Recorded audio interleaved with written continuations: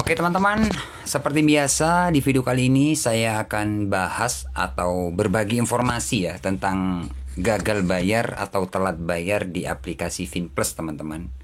Jadi di video ini saya akan berbagi tentang pengalaman ya telat bayar di aplikasi Finplus.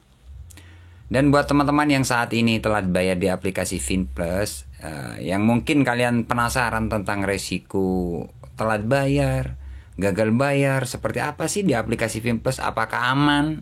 Kalau kalian telat bayar, kalau gagal bayar, apakah aman bang? Aplikasi Finplus, apakah sebar data?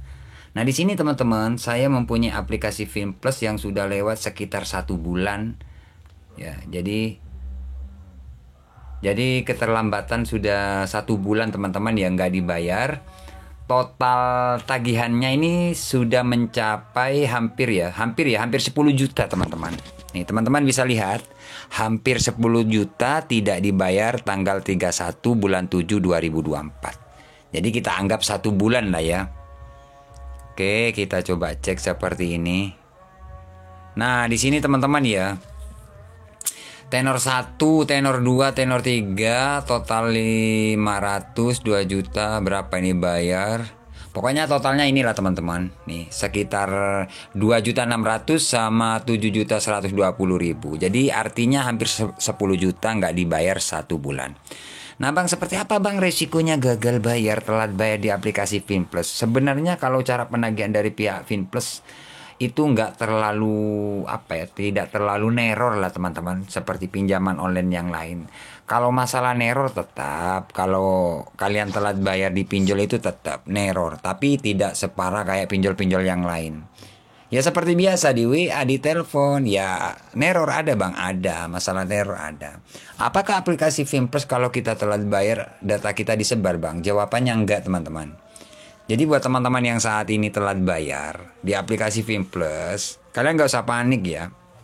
Aman, nggak ada sebar data, nggak ada. Sebar data ke sosial media nggak. Apakah seluruh kontak akan dihubungi semua bang? Nggak, jawabannya nggak. Jadi aman.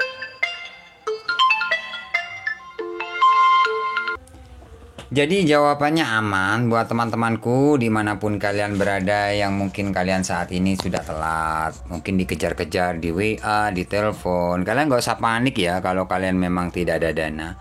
Hadapi aja. Gak ada apa-apa sih, aman. Ini salah satu contoh ya, hampir 10 juta aman kok sampai sekarang.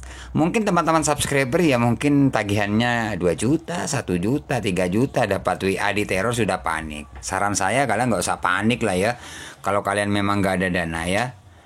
Jadi gak usah panik teman-teman, gak usah terlalu takut banget gitu, janganlah gitu loh. Percuma kalian takut, ngapain takut? Ya kan, cuman itu nakut-nakuti, gretak-gretak aja. Ini loh, teman-teman bisa lihat sendiri ya, saya bukan hanya bercerita atau dongeng, enggak, ini ada aplikasinya yang nggak dibayar. Tapi sampai sekarang aman, ini 1 bulan nggak dibayar. Diteror bang, pasti sih. Kalau teman-teman nggak mau diteror, nggak mau ditelepon ya kalian bayar teman-teman. Jadi resikonya ya cuma diteror, di WA. Memang berisik, awal-awal telat itu berisik, nggak nyaman gitu loh. Makanya teman-teman harus kuat mental. Itu aja saran saya sih. Sebar data nggak bang? Dihubungi di luar kondar? Enggak. Kalaupun ada ya mungkin 2 orang atau 3 orang. Itu sebuah resiko sih. Kalaupun ada itu. Tapi teman-teman tenang aja. Nggak bakalan terjadi. Cuman kalau WA kayak apapun itu gertak aja, nakut-nakuti. Ini saja sudah agak kalem sudah, tapi WA ada nagih. Ya baik-baik sih, sampai sekarang masih ada, tapi nggak sesering waktu telat 1 mingguan lah ya, sekitar 1 minggu 2 minggu itu nggak sering kayak gitu, sudah jarang. Gitu. Jadi aman teman-teman ya, seperti itu, cuman resikonya di teror. Jadi teman-teman tagihan mungkin 2 juta, 3 juta, 5 juta, ini loh hampir 10 juta aman sampai sekarang. Jadi ini buat perbandingan aja buat teman-teman ya. Memang hutang wajib dibayar teman-teman, tapi kalau kalian nggak ada dana, bayar pakai daun nggak, ya kan? Gitu teman-teman. Oke, kemudian apakah ada DC lapangannya untuk Finplus? Jadi untuk aplikasi Finplus ini sejauh ini sampai hari ini teman-teman, saya masih belum dapat informasi ya. Kalau aplikasi ini ada DC lapangannya masih belum ada ya.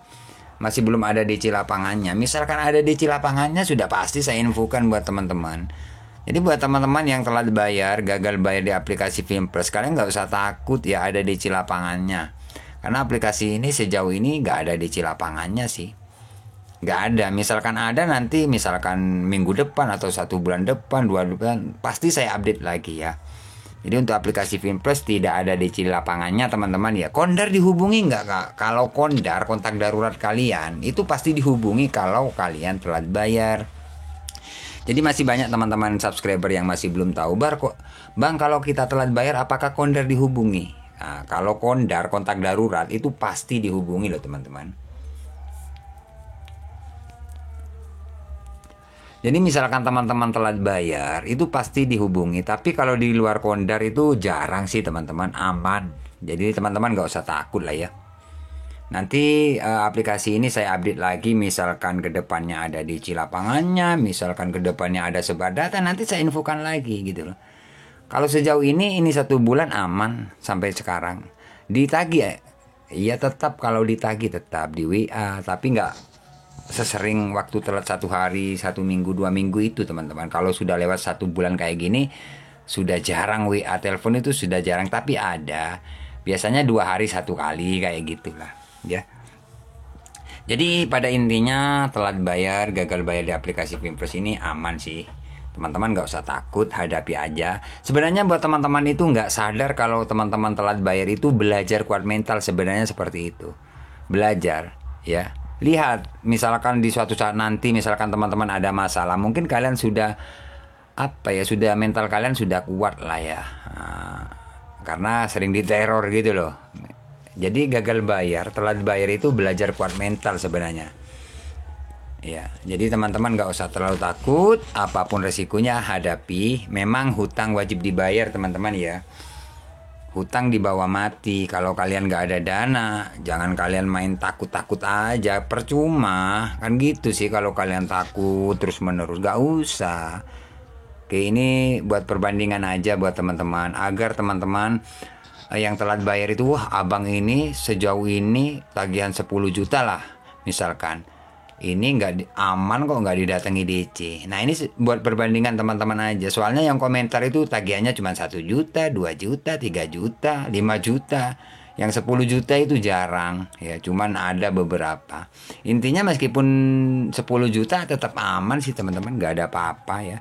Maksudnya aman, nggak sebar data atau DC datang ke rumah kayak gitu ya. Jadi buat teman-teman santuy, hadapi apapun resikonya. Belajar kuat mental, seperti itu ya. Oke teman-teman, terima kasih. Semoga video ini bermanfaat. Tunggu video-video selanjutnya dari channel Markas Pinjol. Saya akhiri. Assalamualaikum warahmatullahi wabarakatuh.